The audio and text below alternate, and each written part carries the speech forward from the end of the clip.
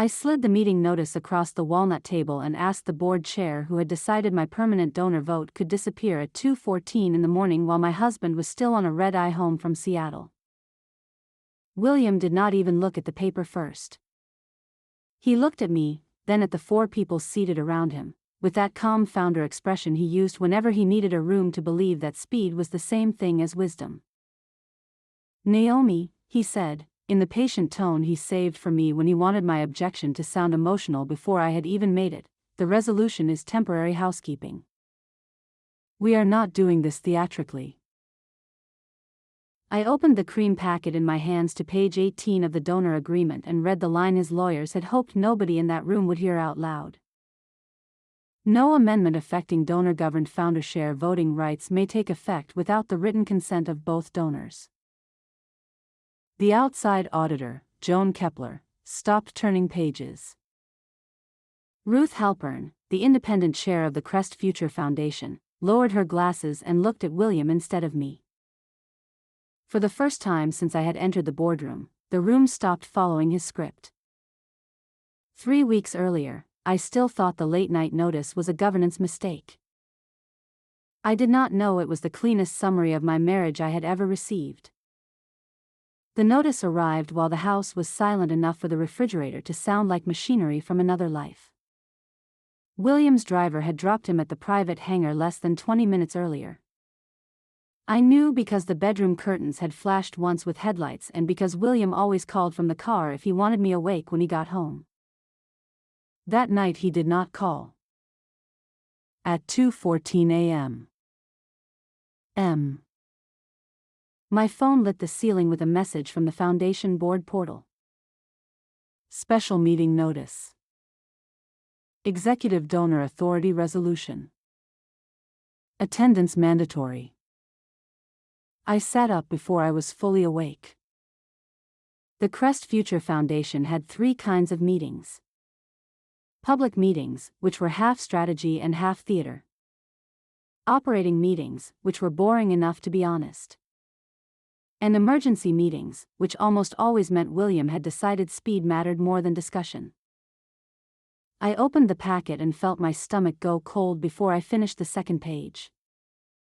My seat on the Donor Governance Committee was gone. Not suspended. Not under review. Gone. In its place was a phrase I had never approved, never drafted, and never seen in any prior board paper: temporary executive donor authority. It sounded harmless if you were the sort of person who skimmed. It sounded like a procedural bridge, a technical fix, a little strip of tape over a crack in a window. But I had written too many governance memos to be fooled by a soft phrase attached to a hard transfer of power. Temporary executive donor authority meant that until mission stability concerns were resolved, the founder or his designee could exercise the donor side vote on any matter tied to the foundation's founder share block. The founder was William. The designee, if he chose to name one, would almost certainly be Evan Sloan, the chief of staff who had learned to translate William's appetite into respectable language before most rooms knew what they were agreeing to. The founder share block was the one asset inside our marriage that still made William behave carefully around me. The Crest Future Foundation held 4 million founder shares in Crest Systems, donated across 2 tranches and wrapped in the public story William had loved telling interviewers: not just wealth, but legacy; not just success, but responsibility; not just his future, but ours. That last word had always been my contribution. William built the company. I built the sentence that made people forgive what companies like his usually destroyed on the way up. When I met him, I was not a socialite, and I was not the dazzled woman his investors privately expected him to marry. I worked on civic systems. I designed reporting structures for city education pilots and helped nonprofit boards understand what innovation really meant after the press release stopped shining. William liked to say I gave him a conscience architecture. What he meant was that I gave his ambition a language that principals, teachers, donors, and skeptical mothers could hear without feeling managed. The Crest Future Foundation was supposed to be the cleanest thing we built together. I made it boring on purpose. That was the compliment. No family vanity board. No cousins with honorary seats. No floating, strategic exceptions. No foundation money moving in the dark because a founder wanted speed. If William wanted my name, my donor relationships, and the moral credibility that came from my work with school districts, the governance had to be real. That was how page 18 had been born. No change affecting donor-governed founder share voting rights without both donor signatures. I had insisted on that line because I understood something William still treated like a philosophical inconvenience. Power does not become clean because it funds a scholarship. I read the notice again in bed, then once more standing barefoot in the dressing room where the signal was better. Nothing changed on the third read. The line that mattered was still there. My permanent vote had been erased by a packet drafted after midnight and sent while my husband was still in the air. I walked into William's office before dawn. He was standing at the bar cart with his tie already off, one hand on a glass of water, the other scrolling his phone. He looked tired around the eyes in the real way, not the magazine way. For a moment I almost believed there had been some clerical mistake. Then he saw the packet in my hand and his face did that tiny tightening I had learned to fear more than shouting. "You saw it early," he said. "At 2:14 in the morning. We had to post the notice as soon as the board office finalized it." "Who finalized my disappearance?" He set the glass down. "Naomi, do not turn this into a domestic drama before breakfast." That sentence would have sounded controlling to most women. To me, it sounded worse. It sounded rehearsed. I held up the page. "This creates executive donor authority over the foundation shares. My vote is not missing because of formatting. It is missing because you removed it." Temporary removal. You do not temporarily remove a permanent governance right at 2 in the morning. "We are under pressure from 3 directions at once," he said. "The Helix Campus Partnership has to clear its philanthropy review window, the school site pledge depends on certainty, and donors will not tolerate visible instability right now." There it was. Mission language. He never opened with what he wanted for himself. He opened with what the children might lose if I forced him to say it plainly. Helix Learning was a national AI education partner William wanted badly. Not for the classrooms. Not first. Crest Systems had been trying to reposition itself after a bruising quarter and a regulatory fight over data controls. A giant education partnership, blessed by our foundation and tied to a founder share stability story, would calm markets, reassure donors, and let William sound like a nation builder again. I knew all of that because for 11 years I had been the woman in the second row of his life, the one who understood which story he was telling before he finished telling it. "Mission stability does not erase my vote," I said. "No, but conflict management can." I looked at him long enough that he finally dropped his eyes to the packet instead of holding mine. "Conflict management," I repeated. "That is what my seat is called now." "You know what the last month has been like." What he meant was that I had started asking questions about timing. About why Foundation Council was suddenly looping Evan into donor governance drafts. About why William had taken 2 private donor flights in 8 days without me after years of insisting that our joint presence mattered. About why every conversation about Helix, the founder shares, or the next campus announcement ended with someone telling me there was a larger strategic picture I was not seeing. I had not accused him of anything then. I had only noticed that my exclusion was becoming procedural. "Do not do this by making me sound unstable," I said. Then do not behave like the board can stop and process our marriage in public. There was the real sentence. Not our marriage. Our marriage in public. William could survive almost anything except the collapse of his own curation. I left his office before I said something small enough for him to use against me. At 8:30, I drove downtown to the foundation headquarters, a building that wore seriousness like a fragrance. Stone facade, glass conference cubes, dark walnut walls, tasteful student photography, soft light, silence that cost money. Half the rooms in that building existed because I had fought William out of his instinct to make everything shinier than it needed to be. The receptionist smiled too carefully when I walked in. That was my second warning. My badge still opened the donor floor, but my board portal credentials expired halfway through loading the supporting materials. Access restricted. Please contact system administration. I stared at the screen until the message blurred. My donor rights folder was not just work. It held the clean record of the thing William and I had claimed to be together. Original gift schedules. Board minutes. Side letters. Scholarship review memos. Independent opinions. The proof that our public legacy had bones. I went downstairs to Foundation Operations and found Laura Kim, who had joined us 3 years earlier from a university endowment office and still believed process could save everyone if the process was clear enough. My access just got cut, I said. Lara's eyes widened in real surprise. That should not happen. Then uncuz it. She typed, frowned, typed again, then looked toward the glass wall that faced Evan's office. There is a temporary restriction on donor-side governance materials pending the special meeting. Authorized by? She hesitated.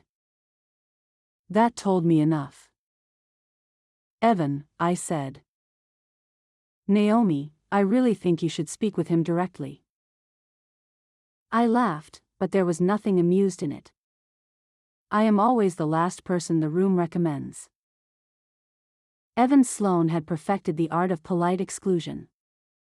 He was 6 years younger than William, beautiful in the dry, expensive way that only men in power roles get to be, and he had one rare talent I truly respected: he could understand a room's fear faster than most people understood the agenda.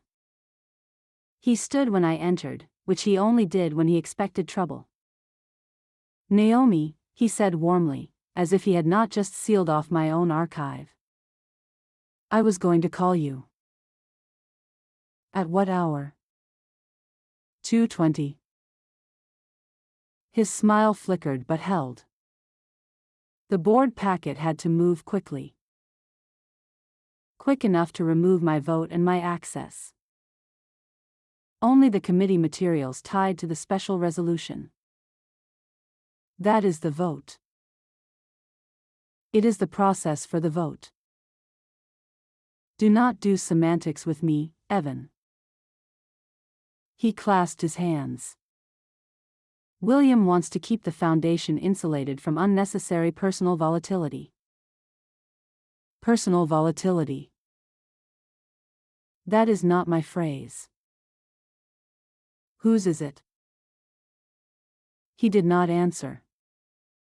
Which meant it had probably been William's, polished by counsel until it no longer sounded like contempt and started sounding like governance. You know what page 18 says, I told him. I know there are multiple documents under review. No. You know what it says. He leaned forward slightly. I know that if this meeting gets derailed, the Helix partnership pauses, the new school site grants miss the September window, and donor confidence drops at exactly the wrong moment. I would rather not watch that happen because you and William are in a difficult season. That was the first time anyone inside our foundation had translated my right into sabotage. It landed harder than I expected. Because difficult season was the term people used when they wanted to mention a marriage without having to acknowledge betrayal. I left before I said William's name like an accusation in the middle of the office. By noon, 2 board members had texted me variations of the same message: "Hope things are okay. I trust you and William will sort this out privately before Friday." The meeting had not even happened yet, and already he was framing my objection as a tone problem. That afternoon I called Mara Ellison, who had become, in the language the women in our wider orbit sometimes used, one of the only useful survivors of wealthy marriage. Not because she had escaped unhurt. Because she had learned how to read a polite document as if it were a knife. Mara listened without interrupting while I read the notice to her. Then she said, "This is not housekeeping." "I know." "No. I mean legally, structurally, emotionally. He is not trying to postpone you. He is trying to redefine the room before the room gets to redefine him." I sat down in the car outside the foundation and closed my eyes. Say it plainly. If the resolution stands, William can vote the foundation's share block without you. Temporary executive donor authority. I do not care whether they call it a bridge, a stabilization measure, or a weather event. If he can control that vote alone, he controls the cleanest asset narrative in the marriage. It is philanthropy. It is a governance key, Mara said. And if he is grabbing it now, it is because something on the other side of it matters very much. That sentence followed me for the rest of the week. Something on the other side of it matters very much. William spent the next 3 days acting like the ideal public husband. He sent flowers to my office at home with a note that said, "We should talk quietly tonight." He praised me on stage at a university innovation dinner for building the moral framework around our giving. He stood with one hand at my back for photographs and thanked teachers by name and introduced me to a governor's wife as the reason this foundation has any spine at all. The man in public and the man in documents had stopped sharing a body. At home, he barely spoke unless it was to explain urgency. The company needed stability. The foundation needed momentum. Donors needed discipline. He needed me not to embarrass him. One night I asked him outright, "What do you need the foundation shares to do?" He stood in the kitchen in a cashmere sweater so soft it looked indecent and said, "Why are you phrasing everything like an investigator?" "Because my vote vanished after midnight." "Your vote is under temporary review. You keep using soft words for hard theft." He smiled then, not kindly. "You always did prefer ethical drama to practical sequencing." That almost made me miss the real point. Practical sequencing. He was sequencing me out.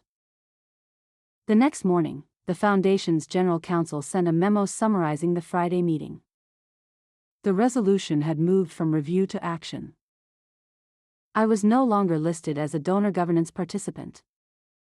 I was listed as invited guest observer. Observer. There are women who can survive on anger alone. I am not one of them.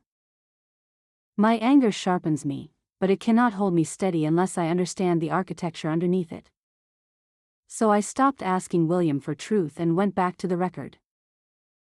The original donor agreement should have been in the digital archive, but my access was still restricted. The executed paper copy might have been in the old home records, if we had not moved it during the spring renovation of the library. I spent half a day going through banker boxes in a climate-controlled storage room above the garage, the sort of space rich people use to pretend history happens naturally when in fact it is curated, labeled, and insured. I found old school site grant binders, board minutes from when we added the STEM bus program, photographs from the launch gala, copies of drafts I recognized by my own handwriting in the margins. What I did not find, at first, was the final donor set. I sat on the floor between 2 boxes and let myself remember the day we signed it. William had wanted a sleek donor agreement that kept everything broad. I had insisted on specificity. If the founder's shares were going into a charitable structure, then the governance rights attached to them needed written protection. Not because I distrusted him, I had said then. Because trust without structure was just a prettier form of dependency. He had laughed, kissed my forehead, and told counsel, "This is why I married her. She thinks in systems." At the time it had felt like reverence. Now it felt like acquisition. I found the executed binder in a box labeled Legacy Media, because apparently one of our assistants had once mistaken governance records for press material. The cream tabs were still where I had placed them years earlier. I turned to page 18 and felt my throat tighten so hard I had to read it twice to trust my own eyes. The language was even stronger than I remembered. No amendment affecting the donor-governed founder share vote, donor committee structure, or donor approval rights could take effect without written consent of both William Crest and Naomi Mercer Crest. Both. Not founder. Not founder or designee. Both. I called Mara from the floor. "I have the agreement." "Good. It is cleaner than I remembered." "Meaning?" "Meaning they knew exactly what they had to get rid of." There was a pause on the line, paper rustling on her end. "Then now we need to prove knowledge," she said. "Not just conflict. Knowledge." "How?" "If they were careful, there will be a trail in review materials, audit notes, or prior governance analysis. Something that shows the consent issue was already identified before the midnight rewrite." That was the moment the story stopped being about the notice and became about intention. William had not improvised. He had prepared. The question was whether he had prepared sloppily enough for me to catch him. The answer came from an object I almost ignored. Behind the donor binder sat a dark gray audit box with the prior year's foundation review sticker still on it. I opened it because I was looking for board correspondence. Instead I found marked work papers from Joan Kepler's team, copies of management responses, and a memo I had once skimmed during a school site expansion week and never thought about again. This time I read every line. One comment, flagged in yellow, addressed donor governance concentration risk tied to founder shares, and the recommendation beneath it could not have been clearer. Any future change to donor vote structure or share governance delegation had to comply with the dual donor consent provisions on page 18, and no unilateral founder-side override appeared permissible without an amendment signed by both donors. I sat back on my heels and understood that what I had found was not just my right, but their knowledge of my right. Attached behind it was the management response from Foundation operations, dry as dust and somehow worse for that dryness, reviewed. Noted. No immediate action planned. The initials at the bottom were E. S. Evan's neat little signature without the trouble of a signature, and behind that page sat one more note clipped to the set, the kind of working paper never meant to leave a conference room. Resolve Naomi issue before vote window. The sentence was not signed. It did not need to be. I stared at it until the words stopped meaning English and started meaning marriage, until the structure of the thing became too obvious to deny. I had been the issue to resolve, not the consent requirement, not the legal limitation, just me. William came home while the audit binder was still open on the dining table. He saw the papers before he saw my face and asked where I had gotten them. "From our house," I said, "which I believe remains one place you forgot to lock." He stood very still and told me I was not supposed to be handling active audit material. I told him I was also not supposed to be handling my own permanent donor rights this way, and when he said my name like a warning, I answered with the only line that mattered. Joan Kepler's team had flagged the consent issue last year, Evan had initialed the response, and William had known. He walked closer, slow enough that even the movement felt strategic, and said I did not understand the context of the note. I asked him to explain the context in which resolved Naomi issue before vote window was supposed to mean anything else. His jaw flexed, the old sign of anger stripped of performance. Then he said the foundation could not become collateral damage because I was suddenly committed to treating every strategic decision as personal betrayal. Suddenly? I asked. Yes, suddenly. For years you understood that scale requires sequencing. Now every deadline is an indictment. I told him the deadlines had started arriving after midnight with my name removed, and he snapped before he caught himself, saying there were too many moving pieces for sentimentality. There it was again, the belief beneath all the better words. My rights were sentimental if they slowed him down. This is not sentimentality, I said. You are trying to take sole control of a vote you promised would require both of us.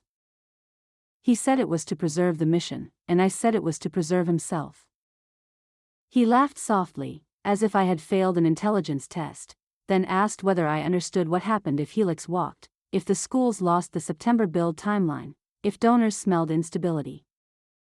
They would vanish, he said. Teachers would lose the tools, students would lose the labs, and all of it would happen because I wanted the theater of being right in a boardroom. His cruelty was never simple, that was part of why it had taken me so long to name it. He never said I matter more than you. He said look how many innocent people stand between your dignity and my convenience. For years I had mistaken that maneuver for burden. Now I recognized it as a weapon. If the mission depends on a lie about my consent, I said, then the mission is already dirty. He looked at me with something colder than anger and told me I was making myself impossible to protect. I asked him, from what, and he answered from the story this becomes if I force it outside the room. I almost asked him what story he meant, but by then I already knew.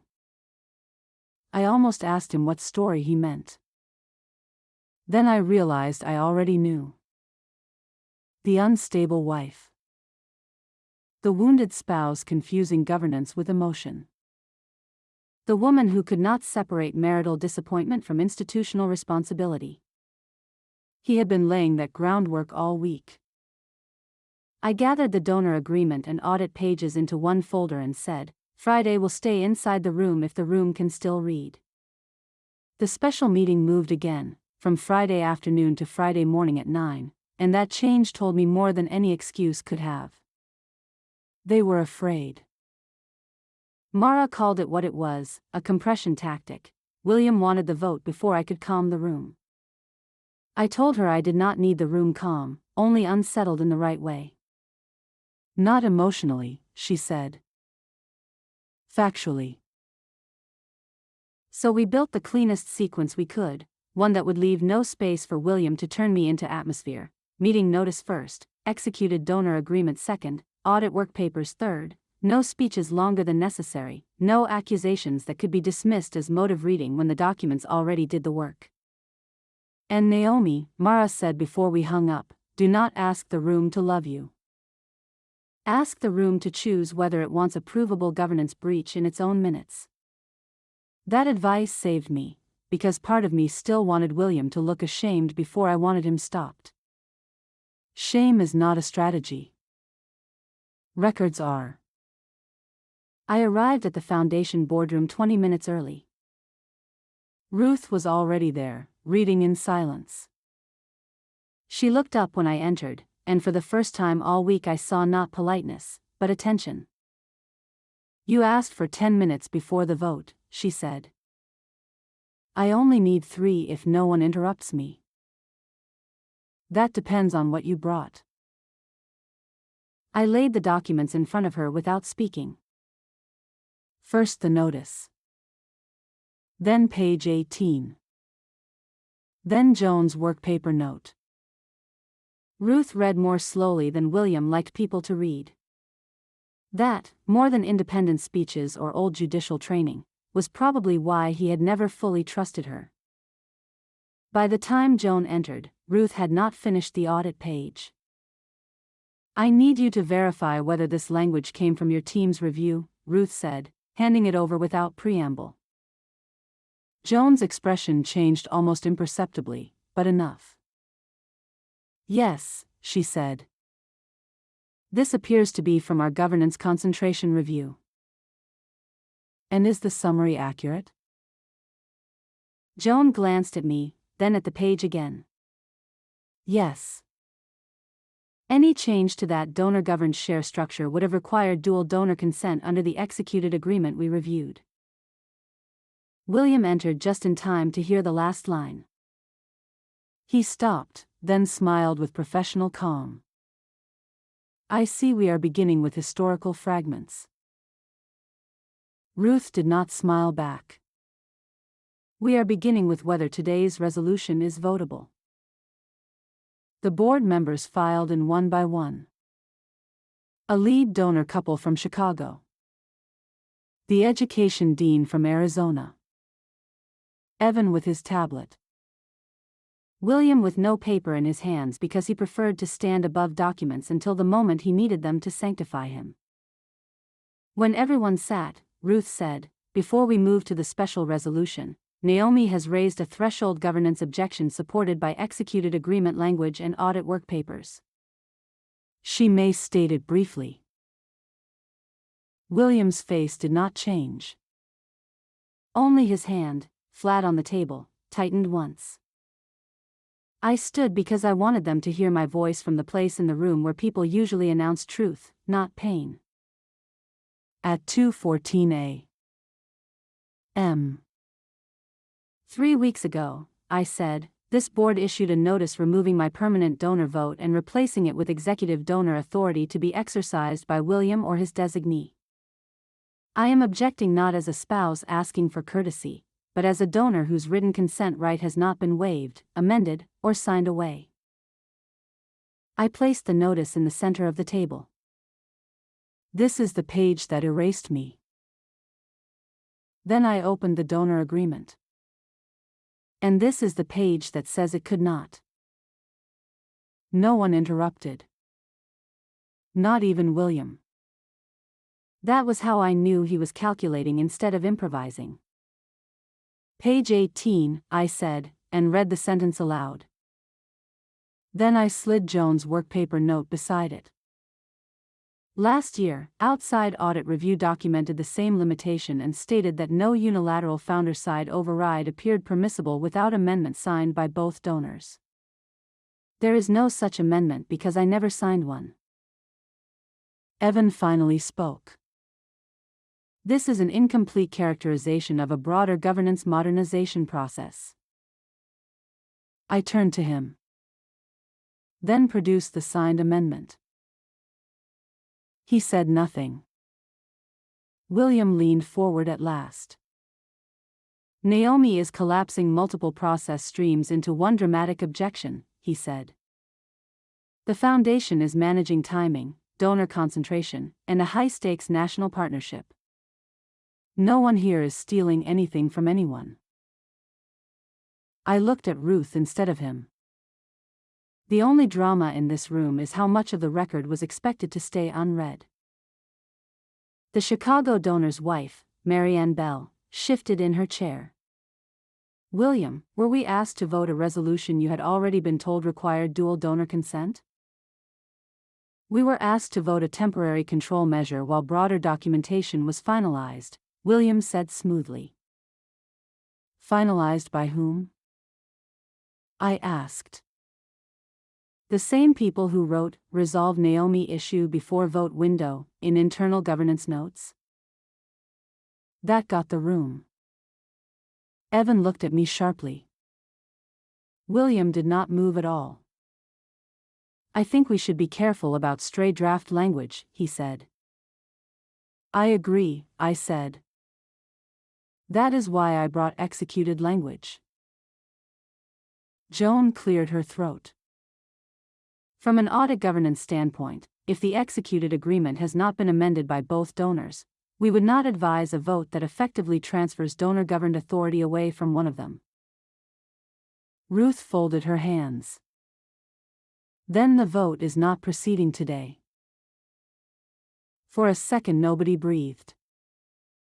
Then William did something I had almost never seen him do in a boardroom.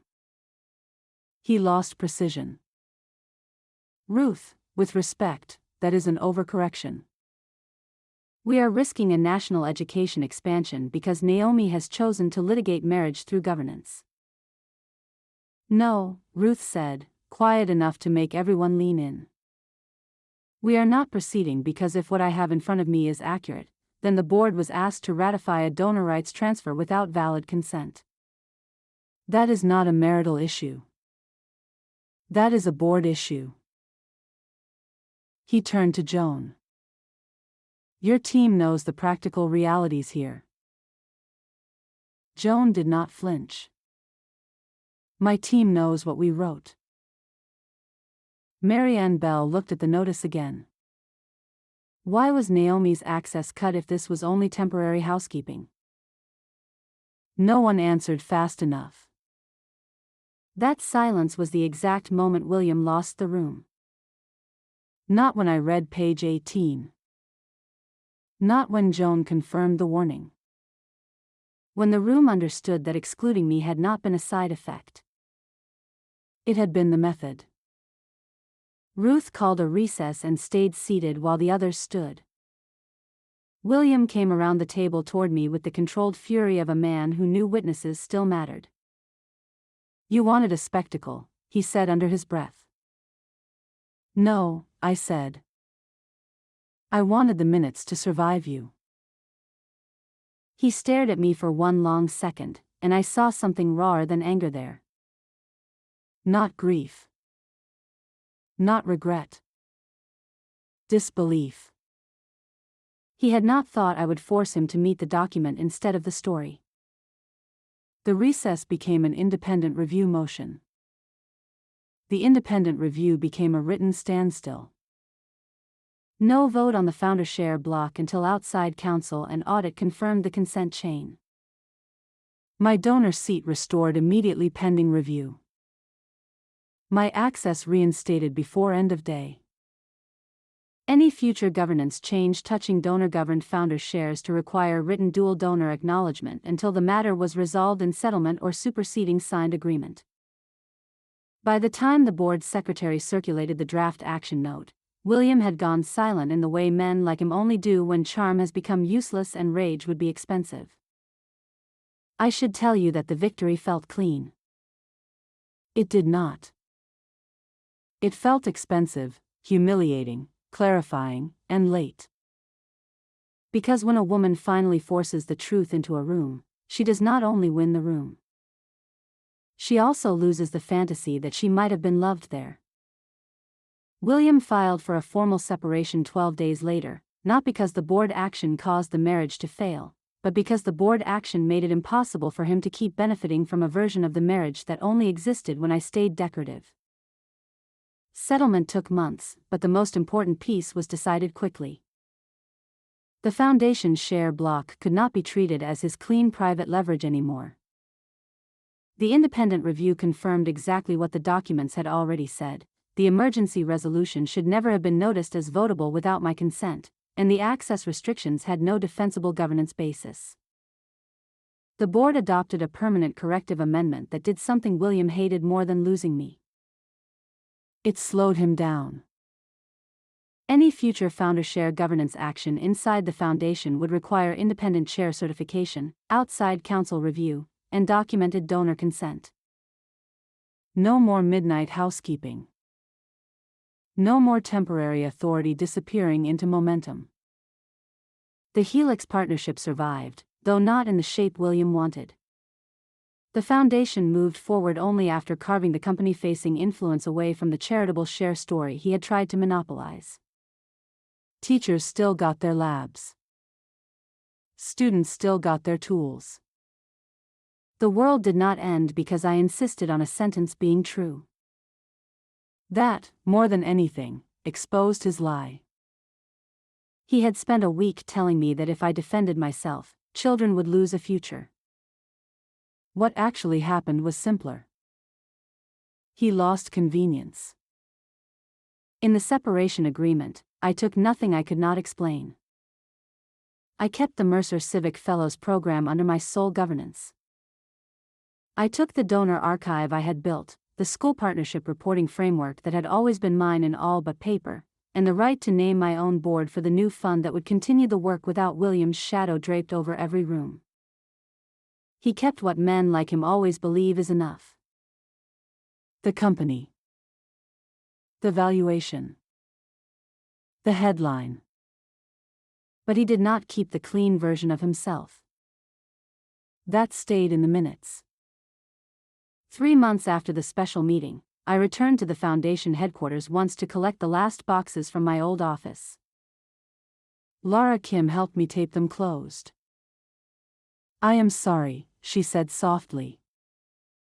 "For what part?" She thought about that. For how many people saw what was happening and hoped process would save them from choosing? That was honest enough to deserve an answer. "Process only works," I said, "after someone refuses to be processed." On the way out, I passed the framed launch photo from the foundation's first year. William and I stood together under a wall of donor names, both smiling at a future that looked, from a distance, ethical enough to trust. I did not stop walking. Because the woman in that photograph still believed her job was to make power look responsible. The woman carrying the archive box out to the car knew better. My job had never been to make him look good. It had been to make the record hard to corrupt. That was why page 18 existed. That was why he tried to erase me at 2:14 in the morning. And that was why he failed. People imagine revenge as heat. The speech. The slap. The room gasping. But the most satisfying moment of my marriage was quieter than that. It was the instant Ruth Halpern looked away from me and toward William because the paper had made it impossible for her not to. That shift was everything. Not because he felt shame. Because he lost authorship. For years William had narrated every room before the room understood itself. Investors, mayors, teachers, journalists, donors, friends. He entered, translated, reassured, and arranged the moral geometry until everyone stood where he wanted them. In that boardroom, for the first time, the record got there before he did. And once that happened, he could not talk fast enough to become innocent inside it. I still believe in structure. I still believe mission work matters. I still believe wealthy institutions can do real good if enough of the right people force them to obey the truth longer than they obey charisma. What I no longer believe is that being called a partner means you are protected. Protection is not praise. It is enforceable language. It is signatures. It is access. It is a page your husband hates because it still belongs to you when he does not. The last thing William said to me before the separation lawyers took over was not an apology. It was a complaint. You made this impossible to contain. I remember looking at him across the library that had once held all the records he assumed I would never truly use, and feeling almost peaceful. "No," I said. "I made it impossible to hide." That distinction was the whole marriage. And the whole ending. He taught the world to trust his legacy. I taught the room to read it.